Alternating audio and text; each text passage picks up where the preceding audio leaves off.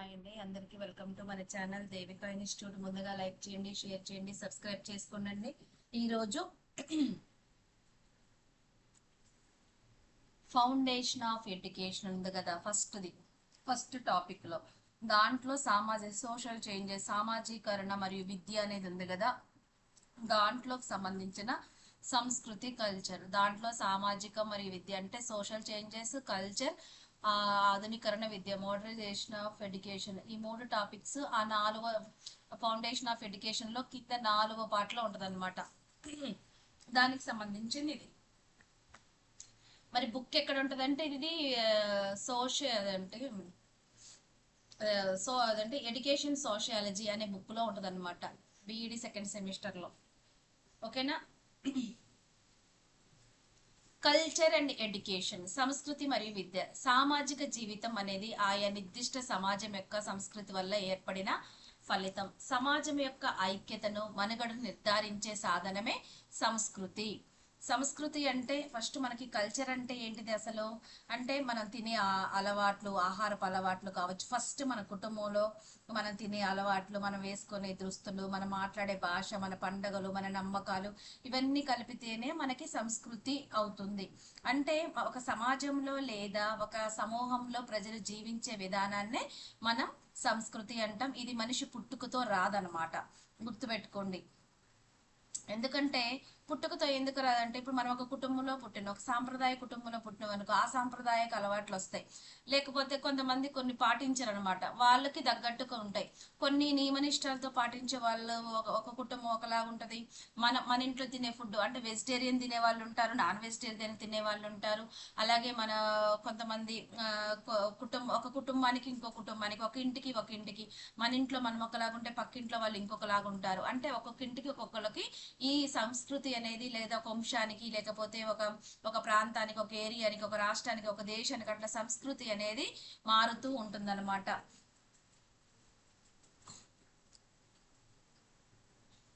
అలాగే సమూహాలలో వ్యక్తులు ఏర్పరచుకునే వైఖరి అంటే ఏంటిది? వైఖరి అనేది మనకి కంటికి కనిపించదు అనమాట.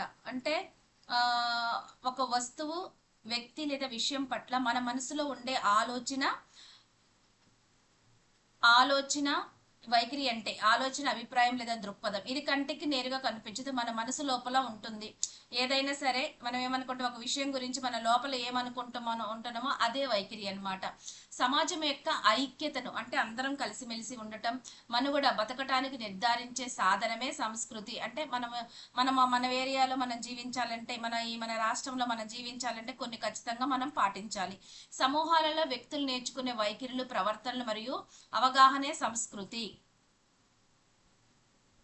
ఒక పెద్ద సమూహం లేదా సమాజం యొక్క సంస్కృతులు మరియు నిర్దిష్టమైన చిన్న సమూహాల సంస్కృతులే ప్రజలు ఒకరితో ఒకరు కమ్యూనికేట్ చేసుకోవటాన్ని, కొన్ని ఉమ్మడి నిబంధనల ప్రకారం పనిచేయడానికి వీలు కల్పిస్తాయి.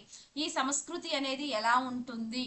పదాలు గుర్తుపెట్టుకోవడానికి, ఈ సంస్కృతి అనేది ఎలా ఉంటుంది? ఒక తరం నుండి ఇంకొక తరానికి అందించటానికి మరియు వ్యక్తుల సమూహాలలోనూ కలిగే విస్తృత సమాజంలోనూ సమర్థవంతంగా భాగస్వాములు కావటానికి తోడ్పడుతుంది. మనందరం భాగస్వాములు అయినప్పుడే కదా మన తర్వాత నెక్స్ట్ జనరేషన్కి ఉండే వాటిని మనం అందిస్తాం అన్నమాట. యువతని తప్పనిసరిగా సంస్కృతికరించాలి మరియు సామాజికరించాలి.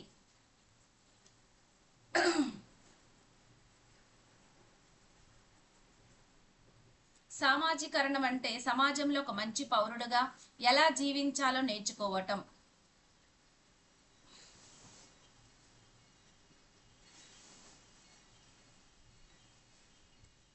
అంటే సమాజంలో ఎలా బతకాలి, ఇతరులతో ఎలా మసులుకోవాలో నేర్చుకునేదన్నమాట, సోషలైజ్డ్. నేటి సంక్లిష్ట సాంకేతిక బహుళ సాంస్కృతిక సమాజంలో రకరకాల కల్చర్స్ ఉన్నాయి మన భారతదేశంలో, అంటే ఇతర దేశాల్లో కూడా, అంటే మన ప్రపంచంలో. పిల్లలు మరియు యువత యొక్క సాంస్కృతికరణ మరియు సామాజికరణ ప్రక్రియ అంటే సామాజికరణ ప్రక్రియ అంటే ఇప్పుడు మనం నేర్చుకున్నాం కదా, మనం ఎలా జీవించాలి, ఎలా ఉండాలి, ఎలా బతకాలో ఎలా మసలుకో నేర్చుకునే ప్రక్రియనే సామాజికీకరణ. అంటే ఇప్పుడు మనం స్కూల్కి వెళ్ళినప్పుడు స్కూల్లో అక్కడ ఆ వాతావరణం తగ్గట్టు అక్కడ ఉండాలి. తర్వాత ఇంట్లో తల్లిదండ్రులు వాళ్ళు నేర్పించినది, అలాగే మన తోటి స్నేహితుల దగ్గర నేర్చుకున్నది ఎంతో కొంత నేర్చుకుంటాం. అంటే జీవ సంబంధమైన మనిషి కాస్త సామాజిక జీవిగా మారే ప్రాసెస్ ని సామాజికరణం అంటాం. అంటే మనం ఎలా నడవాలి, ఇలా ఉండాలి, అలా ఉండకూడదు, ఇలా ఉండకూడదు అని చెప్పేదే సామాజికరణ ప్రక్రియ. అంటే ఇది ఎన్నో అతి ముఖ్యమైన పరిణామాలు మరియు సమస్యలు ఈ భాగం కింద, అంటే సామాజికరణ ప్రక్రియ భాగం కిందకి మనం వస్తాయి అన్నమాట. విద్య ద్వారా ఎన్కల్చరేషన్ యొక్క ఆవశ్యకతను ఏం చెప్తుంది అంటే సమాజం యొక్క తన సభ్యుల కోసం నిర్దిష్ట ప్రవర్తన విధానాలను రూపొందిస్తుంది. అంటే ఓవరాల్ గా ఏం చెప్తుంది, మన ప్రవర్తన విధానాలను రూపొందిస్తుంది అన్నమాట. సంస్కృతి అంటే ఒక సమాజం నుండి మరొక సమాజానికి మారవచ్చు. ఈ ప్రవర్తననే మనం సంస్కృతిగా పిలుస్తారు. అంటే ఒక తరం నుండి మరొక తరానికి, ఒక సమాజం నుండి మరొక సమాజాన్ని మారే ప్రవర్తననే మనం సంస్కృతిగా చెప్తాం అన్నమాట. ఈ ప్రవర్తనను సామాజికరణ ప్రక్రియల భాగంగా అలమర్చుకుంటారు. ప్రతి మానవుడు ఏదో ఒక నిర్దిష్ట సంస్కృతి చెందారు. ప్రతి ఒక్కరు ఏదో ఒక సంస్కృతి చెందుతారు. ఎలా చెందుతారంటే ఒక వ్యక్తి యొక్క ప్రవర్తన బట్టి అతని సంస్కృతిని తెలుసుకోవచ్చు. అంటే వీళ్ళు తెలంగాణ వాళ్ళ, వీళ్ళ ఆంధ్ర వాళ్ళ, వీళ్ళ ఇండియా వాళ్ళ, వీళ్ళ అమెరికా వాళ్ళ అనేది అతని ప్రవర్తన, అతను మాట్లాడే మాటను బట్టి, వాళ్ళు చేసే ప్రవర్తన బట్టి మనం వాళ్ళ కల్చర్ని మనం తెలుసుకోవచ్చు. సంస్కృతి అనేది మానవుని చేత సృష్టించబడినప్పటికీ అది మానవునికి ఒక నిర్దిష్ట దిశా నిర్దేశం కూడా నిర్దేశిస్తుంది. అంటే సంస్కృతి అంటే ఇప్పుడు ఓవరాల్ గా ఏం చెప్తున్నా, ప్రవర్తన బట్టి ఒక వ్యక్తి యొక్క ప్రవర్తన బట్టి అతను ఏ సంస్కృతికి చెందుతాడో మనం తెలుసుకోగలుగుతాం. అలాగే మానవునికి ఈ సంస్కృతి ఏం నేర్పిస్తుంది అంటే దిశ నిర్దేశన కూడా నిర్దేశిస్తుంది. సంస్కృతి యొక్క అర్థం మరియు నిర్వచనం చూద్దాం. సంస్కృతి అనేది ఆచారాలు, పద్ధతులు, ఆకాంక్షలు మొదలైన రూపాల వ్యక్తితో ఉంటాయి అన్నమాట. ఇవన్నీ మన ఒక మనిషి అంటేనే కదా మన పద్ధతులు, ఆచారాలు, ఆకాంక్షలు చాలా ఉంటాయి అన్నమాట తగ్గట్టు. సంస్కృతి అనేది మానవుని సృష్టి అయినప్పటికీ ఇది వ్యక్తులకు ఏం నేర్పిస్తుంది, దిశానిర్దేశం. సంస్కృతిలో ఏముంటుంది, జ్ఞానం, చట్టాలు, సామాజిక పద్ధతులు, నమ్మకాలు, విశ్వాసాలు, వైఖరిలు, అలవాట్లు, ఆచారాలు, సాంప్రదాయాలు ఇలాంటివన్నీ కలిసినయే సంస్కృతి. ఆ సంస్కృతిలో జ్ఞానం ఉంటుంది, చట్టాలు ఉంటాయి, సామాజిక పద్ధతులు, నమ్మకాలు, విశ్వాసాలు, వైఖరులు, అలవాట్లు, ఆచారాలు, సాంప్రదాయాలు ఇవన్నీ కలగలిపినదే సంస్కృతి.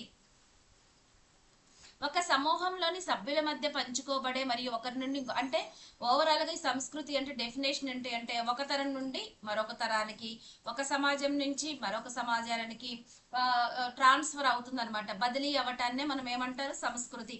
ఈ సంస్కృతిలో ఇవన్నీ ఉంటాయి. ఇది డెఫినేషన్, దాని నిర్వచనం ఆ విధంగా ఉంది. మరి దీని అర్థం ఏంటో చూద్దాం. కల్చర్ అనేది ఏ పదం, ఇంగ్లీష్ పదం. దీన్ని కల్ట్ లేదా కల్టస్ అనే లాటిన్ పదం నుండి వచ్చిందనమాట. అలాగే దీని అర్థం ఏంటంటే దున్నటం, సాగు చేయటం, శుద్ధి చేయటం లేదా సంస్కరించటం మరియు ఆరాధించటం ఇవన్నీ అన్నమాట. కల్చర్ అంటే దున్నటం అనొచ్చు, సాగు చేయటం అనొచ్చు, శుద్ధి చేయటం లేదా సంస్కరించటం మరియు ఆరాధించటం. ఒక విషయాన్ని లేదా వస్తువుని ఎంతగా సాగు చేసి సంస్కరించాలి అంటే దాని తుది ఫలితం మనలో ప్రశంసను మరియు గౌరవాన్ని కలిగించేలా అంత సాన పెట్టాలన్నమాట. ఆ విధంగా మనం గౌరవం అనేది చాలా ఈజీగా రాదు, ప్రశంస పొగడతలు కూడా చాలా ఈజీగా రాదు. ఆ విధంగా మనం తయారవ్వాలి. తర్వాత కళ, సంగీతం అంటే ఆర్ట్స్, సంగీతం, సాహిత్యం, నిర్మాణాలు, వాస్తుశిల్పం, శిల్పకళ, తత్వశాస్త్రం, మతం మరియు సైన్స్ వంటి వాటిని సంస్కృతి యొక్క విభిన్న రూపాలు, కోణాలుగా చూడవచ్చు. ఇవన్నీ మన సంస్కృతికి గుర్తులు అన్నమాట. అలాగే సాంప్రదాయాలు, పండగలు, జీవన విధానాలు మరియు జీవితంలో వివిధ సమస్యలపై లేదా అంశాలపై ఒక వ్యక్తికి ఉండే దృక్పథం కూడా కలిసి మన సాంప్రదాయాలు, మన పండగలు, మనం జీవించే విధానం ఇవన్నీ దేని కిందకు వస్తాయి, సంస్కృతి కిందకు వస్తాయి అన్నమాట. భౌతిక సంస్కృతి అంటే ప్రజలు తమ సంస్కృతిని నిర్వచించుకోవడానికి భౌతిక వస్తువులు, అలాగే వనరులు మరియు స్థలాలను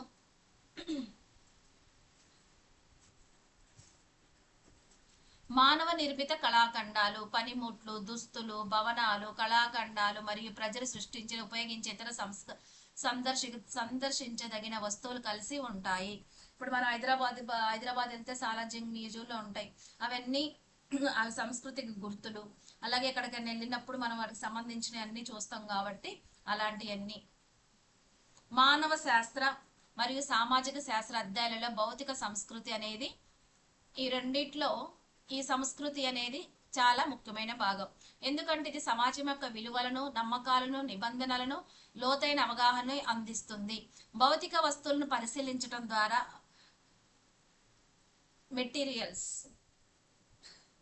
విభిన్న సంస్కృతులలోని ప్రజలు ఎలా జీవిస్తారు, వారు వేటికి ప్రాధాన్యత ఇస్తారు, వారు గుర్తింపులను, సామాజిక బంధాలను వాళ్ళు ఎలా వ్యక్తపరుస్తారు అనేది మనకు తెలుస్తుంది. అంటే భౌతిక వస్తువుల ద్వారా మనం ఏమేమి నేర్చుకుంటాం. ఇప్పుడు కలంకారి పట్టు అలాంటివన్నీ ఉన్నాయి. అలాగే వాళ్ళు ఎలా జీవిస్తున్నారు, వాళ్ళు దేనికి ప్రాధాన్యత ఇస్తున్నారు, వాళ్ళ ఐడెంటిటీ ఏంటి, వాళ్ళ సామాజిక సంబంధాలు ఏంటి, వాళ్ళు ఏ విధంగా వ్యక్తపరుస్తున్నారు అనేది దేని ద్వారా తెలుసుకుంటామంటే భౌతిక వస్తువులు పరిశీలించడం ద్వారా మనకి విభిన్న అంటే డిఫరెంట్ కల్చర్లో ప్రజలు ఎలా జీవిస్తున్నారు అనే విషయాన్ని మనం తెలుసుకుంటాం. తర్వాత భౌతిక సంస్కృతికి మనకి కట్టడాలు అన్నమాట. అంటే భవనాలు, వాస్తు శిల్పాలు, పెద్ద పెద్ద బిల్డింగ్లు, ఎత్తైన భవనాలు, ఇళ్ళు, దేవాలయాలు మరియు వంతెనలు ఇవన్నీ మన సంస్కృతికి అవి నిదర్శనాలు. అలాగే కళాఖండాలు, చిత్రలేఖనం, అలాగే పెయింటింగ్స్, శిల్పాలు, సిరామిక్స్ లేదా మట్టి పాత్రల కళలు, అలాగే వీటికి సంబంధించిన బుక్స్ అండ్ రిటర్న్ డాక్యుమెంట్స్, పుస్తకాలు మరియు లిఖిత పత్రాలు, నవలలు, పాఠ్య పుస్తకాలు మరియు చారిత్రక రికార్డ్స్ ఇవన్నీ మనకి సంస్కృతి కిందకే వస్తాయి అన్నమాట. అవన్నీ భౌతిక సంస్కృతి కిందకి వస్తాయి. మరి నాన్ మెటీరియల్ కల్చర్స్ అంటే అది ఆలోచనలు, ఆదర్శాలు, స్పందనలు, ఆలోచన సరళి, తర్వాత నమ్మకాలను సూచిస్తుంది. ఇవన్నీ non material cultures. Example for non material culture అభౌతిక సంస్కృతికి ఇవేంటంటే మన నమ్మకం మనం చూపించలేం. మతం, ఆధ్యాత్మికత, నమ్మకాలు, అలాగే మతపరమైన సిద్ధాంతాలు మరియు మూఢనమ్మకాలు ఇవన్నీ అభౌతిక సంస్కృతికి ఉదాహరణలు. ఇవి కూడా వాల్యూస్ అండ్ నార్మ్స్ అంటే విలువలు, నిబంధనలు, నిజాయితీ, స్వేచ్ఛ, గౌరవము వంటి సూత్రాలన్నీ మనకి నాన్ మెటీరియల్ కిందకి వస్తాయి. అలాగే ఆచారాలు, సాంప్రదాయాలు, వివాహ ఆచారాలు, పండగలు, సెలవు దినాలు, వేడుకలు, సెలబ్రేషన్స్ ఇవన్నీ ఉత్సవాలు మొత్తం దాని కిందకే వస్తాయండి. సంస్కృతి అంటే మనిషి యొక్క మొత్తం భౌతిక నాగరికత. ఇందులో పనిముట్లు, ఆయుధాలు, దుస్తులు, నివాసం, యంత్రాలు, పరిశ్రమలు, వ్యవస్థలు కూడా కలిసి ఉంటాయి. ఇందులో ఏ పాయింట్ ఇచ్చి ఎంసీక్యూ ఇచ్చినా కూడా మీరు చేయగలిగేటట్లు గుర్తుపెట్టుకోండి. పనిముట్లు, ఆయుధాలు, దుస్తులు, నివాస యంత్రాలు ఇవన్నీ భౌతిక నాగరికతను తెలియజేస్తాయి. సదర్లాండ్ మరియు వుడ్వర్త్ నిర్వచనాలు. సంస్కృతి అనేది ఒక తరం నుండి మరొక తరానికి అందించబడుతుంది. సంస్కృతి యొక్క సారాంశం ఏంటంటే వారసత్వం, సాంస్కృతిక వారసత్వమే. ఇది ఏం చెప్తుంది? జ్ఞానం, నమ్మకాలు, కళ, నైతికత, చట్టం, ఆహార పద్ధతులు, తయారీ, ఉపయోగం మరియు కమ్యూనికేషన్ పద్ధతులతో కూడిన ఒక సంక్లిష్టమైన సమూహం. అంటే సదర్లాండ్ మరియు వుడ్వర్త్ గారు సంస్కృతం అనేది ఎలా చెప్పారంటే ఒక తరం నుండి మరొక తరానికి అందించబడుతుంది. ఇది ఒక వారసత్వం లాంటిది. దీంట్లో జ్ఞానం, నమ్మకాలు, కళ, నైతికత, చట్టాలు, ఆహార పదార్థాలు ఇవన్నీ దాంట్లో కలగలిపిన ఒక సమూహం లాంటిది అని వాళ్ళ అభిప్రాయం. అలాగే వట్టవే వీళ్ళు ఏం చెప్పారంటే సంస్కృతి అంటే ఒక జీవన విధానం, వే ఆఫ్ లైఫ్. అంటే ఎలా జీవిస్తున్నాం అంటే పనులు చేయటం, జీవన విధానంలో మన డే టు డే లైఫ్ పనులు, అనుభూతి, అభినందించటం, అలాగే ఆలోచించటం ఇవన్నీ నాన్ మెటీరియల్ కిందకే వచ్చినాయి. చూడండి, అనుభూతి, అభినందించటం, ఆలోచించటం. బ్రౌన్ ఏం చెప్పారంటే ఒక సమూహం యొక్క ప్రవర్తన విధానాలు మొత్తం, అంటే ఒక సమూహంలో ఉన్న వాళ్ళ ప్రవర్తన విధానాలు అంటే ప్రకృతి మానవ నిర్మిత వాతావరణంపై ఆధారపడి ఉంటుంది. అలాగే సమాజం తన అవసరాలు తీర్చుకోవటానికి పెంపొందించుకునే ఆలోచనలు, వైఖరులు, విలువలు, అలవాట్లు. ఈయన ఏం చెప్పాడంటే ఆలోచనలు, వైఖరులు, విలువలు మరియు అలవాట్లు ఇది గుర్తిస్తుందని బ్రౌన్ గారు చెప్పారు. రాబర్ట్ బెర్స్టెడ్ సమాజంలో సభ్యులుగా మనం ఆలోచించేవి, చేసేవి మరియు కలిగి ఉండే ప్రతిదానితో కూడిన సంక్లిష్టమైన సమూహమే సంస్కృతి. అంటే మన ఏముండాలంటే మనం ఆలోచించేవి, చేసేవి, కలిగి ఉండేవి. ఈయన ఎవరు చెప్పారు? రాబర్ట్ బెర్స్టెడ్. రాల్ఫ్ లిట్టర్స్ ఏం చెప్పారంటే ఒక నిర్దిష్ట సమాజంలోని సభ్యులు పంచుకునే మరియు అలమర్చుకుని నేర్చుకునేవి, అంటే మనందరం షేర్ చేసుకుంటాం, వాటిని మనం అలవాటు చేసుకొని మళ్ళీ వాటిని నేర్చుకొని ప్రవర్తన రూపకల్పనే సంస్కృతి అని చెప్పింది రాల్ఫ్ లింటస్. కిల్ పాట్రిక్ మానవ వాతావరణంలో మనిషి సృష్టించిన అన్ని భాగాలు మరియు కోణాలే సంస్కృతి. మనిషి సృష్టించిన భాగాలు ప్లస్ కోణాలు, మనిషి కనుగొన్న లేదా సృష్టించిన, ఈయన పదం సృష్టించిన ప్రతిదీ భాగంలోకి అవుతుందని కిల్ పాట్రిక్. ఏనేం చెప్తుందంటే రాల్ఫ్ లిట్టర్స్ అలమర్చుకొని నేర్చుకున్న ప్రవర్తనే రూపకల్పన, అంటే అలమర్చుకొని నేర్చుకున్న ప్రవర్తనలు. కల్చర్ గురించి స్వామి దయానంద ఏం చెప్పారంటే నిజాన్ని అంటే సత్యాన్ని అంగీకరించటం, అసత్యాన్ని వదిలిపెట్టడం అదే సంస్కృతి. అంగీకరించటం, వదిలిపెట్టడం. ఎవరు? స్వామి దయానంద. అంగీకరించడం ప్లస్ వదిలిపెట్టడం. విశ్వవిద్యాలయ కమిషన్ ఏం చెప్తుందంటే మనిషి మేధస్సులోని దృక్పథం, ఔన్నత్యము, అత్యున్నతమైన మానవులను తెలియజేసేది. అంటే మేధస్సు ప్లస్ ఔన్నత్యము ఈ రెండు ఎలా ఉండాలి? హైయెస్ట్గా ఉండేది. అదే కల్చర్. జాతీయ విద్యా విధానం విద్యా ప్రణాళిక ద్వారా విషయ బోధన ద్వారా సంస్కృతిని బోధించాలి. విద్యపై నిర్వచనాలు సంస్కృతి అర్థాన్ని తెలియజేస్తాయి. విద్యా ప్రణాళిక, విషయ బోధన, నిర్వచనాలు. బ్లూ మెంతల్ ఏనేం చెప్తుందంటే సర్దుబాటు చేసుకొనుటకు చేసే కృత్యాలు. సర్దుబాటే సంస్కృతి. దానికి తగ్గట్టు మనం చేసే పనులే సంస్కృతి.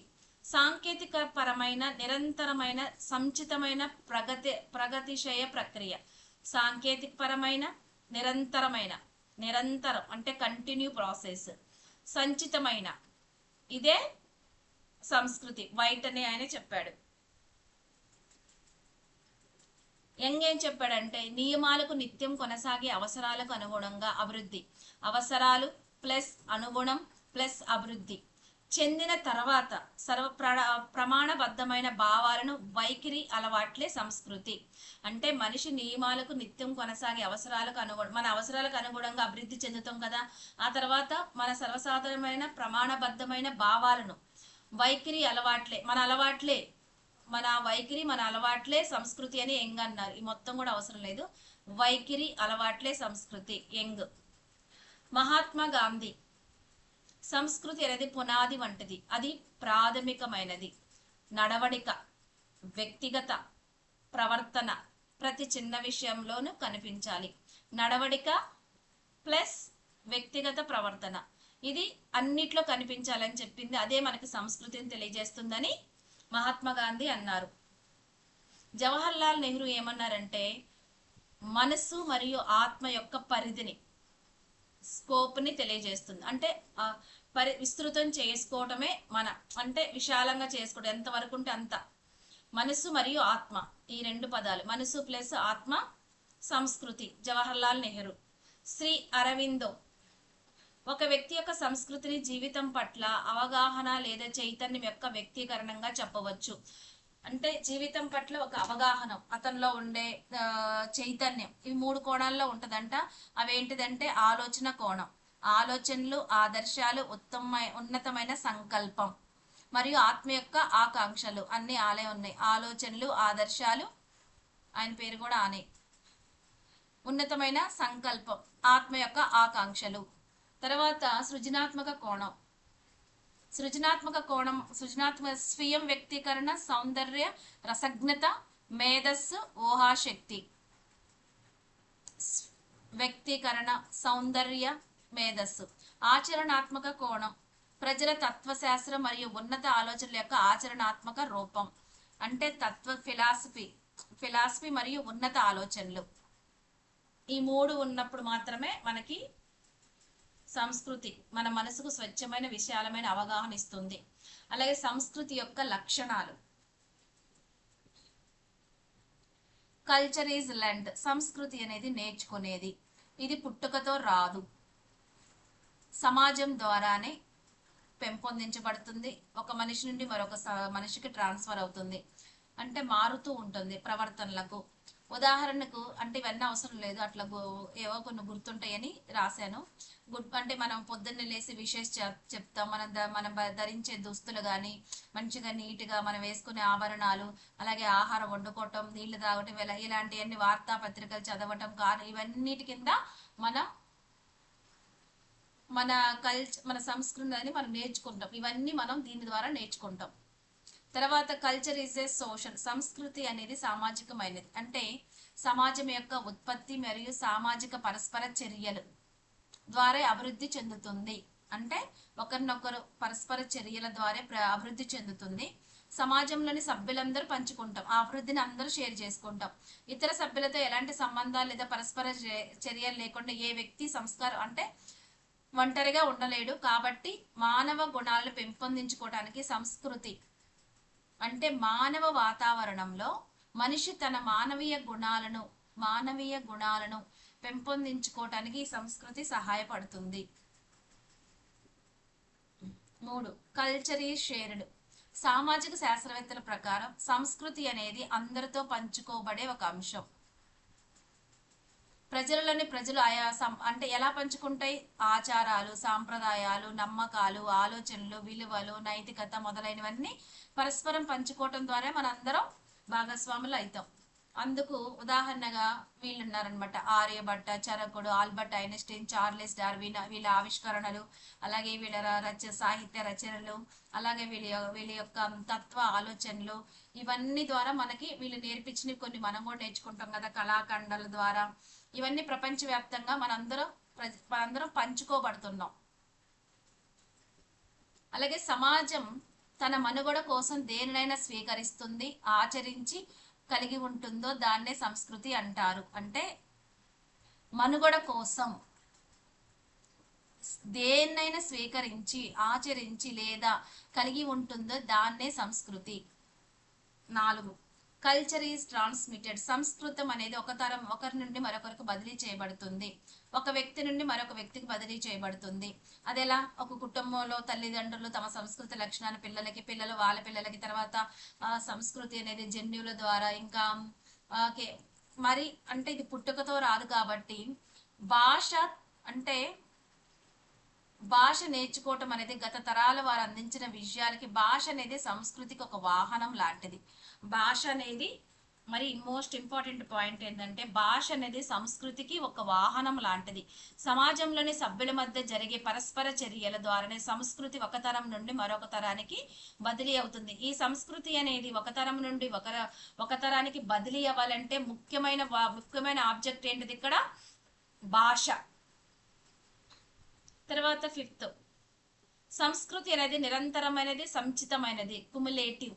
మానవ చరిత్ర అంటేనే సంస్కృతి యొక్క చరిత్ర. సంస్కృతిలో విభిన్న ఒకదానిపై ఒకటి చేరటం, అభివృద్ధి చెందుతాయి. అంటే సంస్కృతి అనే ఎదుగుదల ప్రక్రియలో గతాన్ని, వర్తమానాన్ని, ఈ రెండింటిని గతాన్ని వర్తమానాన్ని కలిపే మనకి చేరవేస్తుంది అనమాట. అంటే పూర్వకాలం నుంచి మన వర్తమానికి రెండు కంటిన్యూగా చేస్తుంది. అదే సమాజ భవిష్యత్తులో సాధించబోయే విజయాలకు దిశ నిర్దేశిస్తుంది. అలాగే ఒక తరం నుండి మరొక తరానికి ప్రవహించే నది లాంటిది.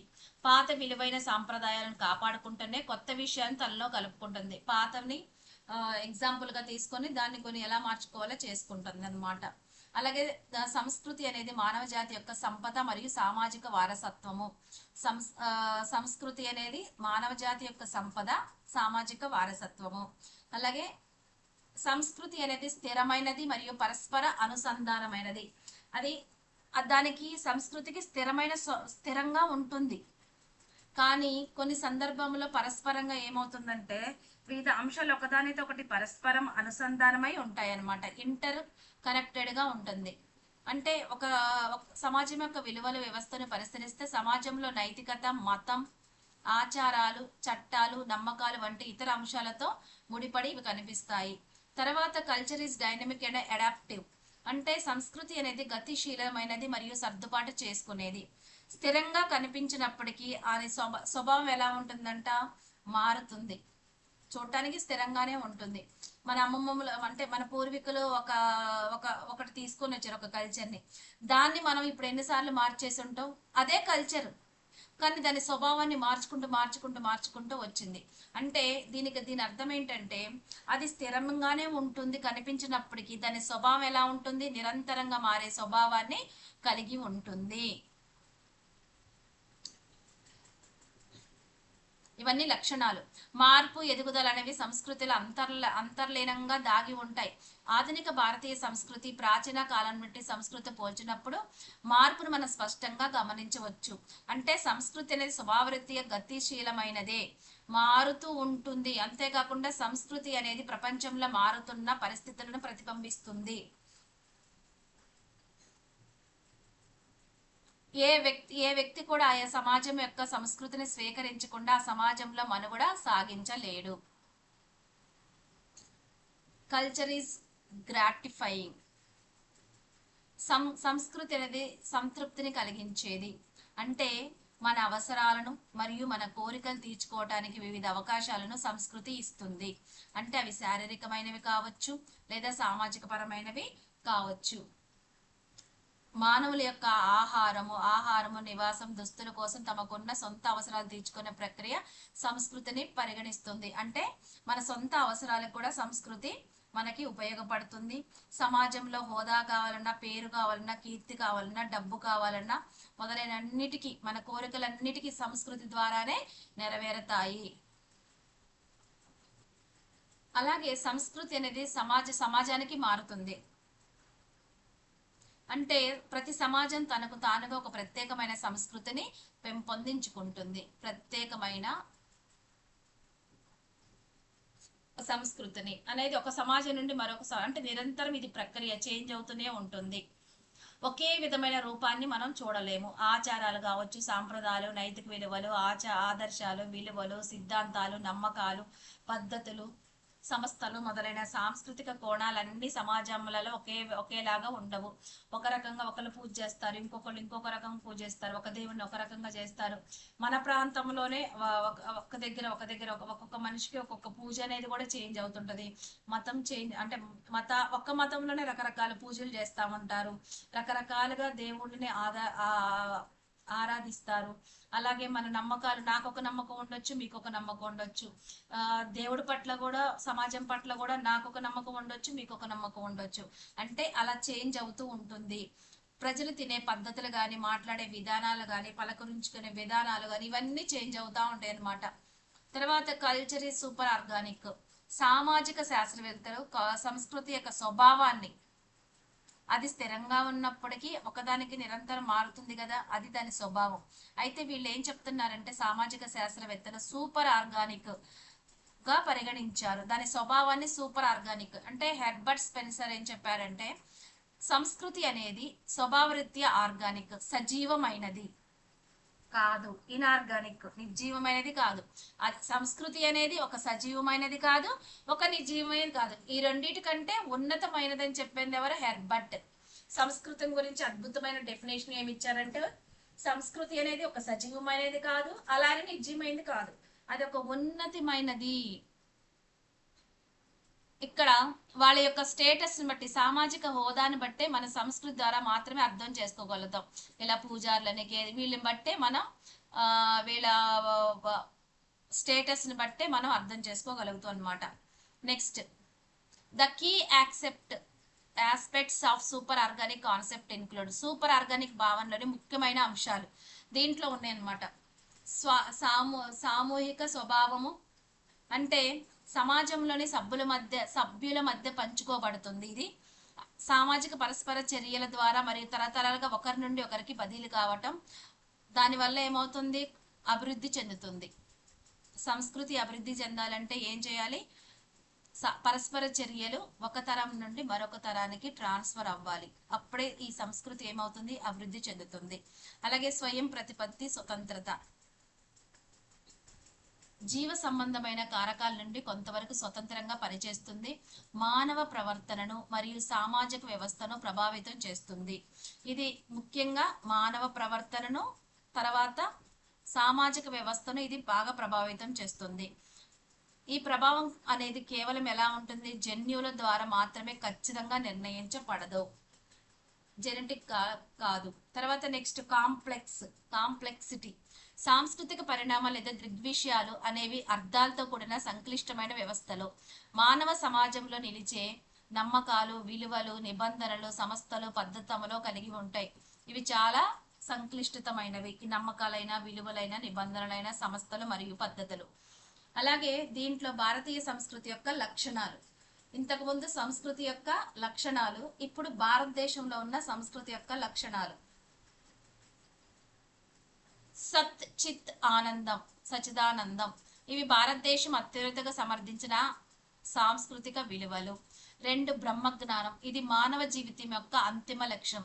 అంటే మన భారతదేశం కల్చర్ ప్రకారం బ్రహ్మజ్ఞానం అనేది అంతిమ లక్ష్యం, మోక్షం. ఆధ్యాత్మిక సాధనలకు మొదట స్థానం ఇచ్చి భౌతిక వస్తువులకు, విషయాలకు ద్వితీయ స్థానం ఇచ్చేవారు.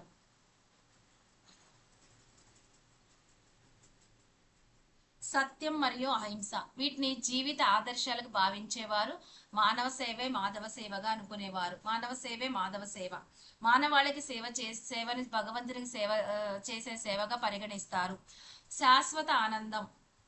మానవ మనసును రోజువారీ సాధారణ జీవితానికి అతీతంగా ఉన్నత స్థానం తీసుకెళ్లటమే మన భారతదేశం యొక్క ముఖ్యమైన కల్చర్ అన్నమాట. సంస్కృతి అంటే మన భారతదేశం యొక్క సంస్కృతి ఏంటంటే సచ్చిదానందం. భారతదేశంలో మనకి సాంస్కృతిక విలువలు అనేవి ఇవి చాలా అత్యున్నతమైనగా ఉన్నాయి. బ్రహ్మ జ్ఞానాన్ని నమ్ముతాం. అంటే స్పిరిచువల్ లైఫ్కి ఎక్కువ ఇంపార్టెన్స్ ఇస్తాం. అలాగే తర్వాత సత్యం, అహింసని ఎక్కువగా తీసుకుంటాం. మానవ సేవే మాధవ సేవ. అవును,